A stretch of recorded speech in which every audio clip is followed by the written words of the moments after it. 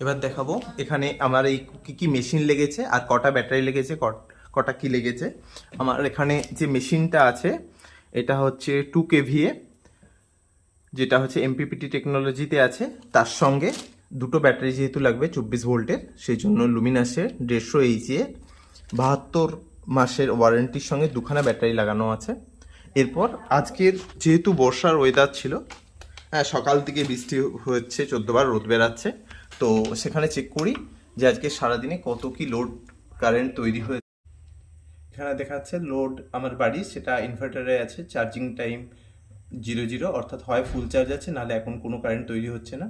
যেই লোডটা আছে এটা প্রায় 18 ঘন্টা চলবে, যদিও আমার বাড়ির সমস্ত লোডই এতে আছে। ব্যাটারি ভোল্টেজ দেখাচ্ছে 24 ভোল্ট। তার সঙ্গে আছে ব্যাটারি চার্জিং, যেহেতু কোনো চার্জ হচ্ছে না এখন, তাহলে চার্জ নেই।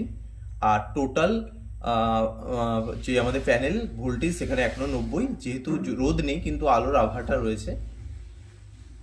তার সঙ্গে আছে ইনভার্টার যে ভোল্টেজ সেটা ডিসচার্জ করছে, লোড পার্সেন্টেজ কত পরিমাণ লোড চলছে সেটাও পার্সেন্টেজে দেখাচ্ছে। 2 kVA এর মেশিনে এখন দুটো লাইট জ্বলছে, আর এইটা খুব গুরুত্বপূর্ণ, ডে পিভি KWH, অর্থাৎ আজকে কতটা তৈরি হয়েছে আর মোট কতটা তৈরি হয়েছে। মোট তৈরি হয়েছে 54 ইউনিট, আর আজকে প্রায় 4.5 ইউনিটের মতো কারেন্ট তৈরি হয়েছে সারাদিন মেঘলা থাকার পরেও। আর এই টাইমে যদি আমার ডিসচার্জ হয় তাহলে প্রায় 82 ঘন্টা চলবে। এই যে চার্জটা আছে এটা দিয়ে আমার 82 ঘন্টা পর্যন্ত এই লোডটাকে আমি চালাতে পারবো। এবং কি কি লোড চালাচ্ছি সেটা যদি দেখি, তাহলে আমার বাড়ির এসি এবং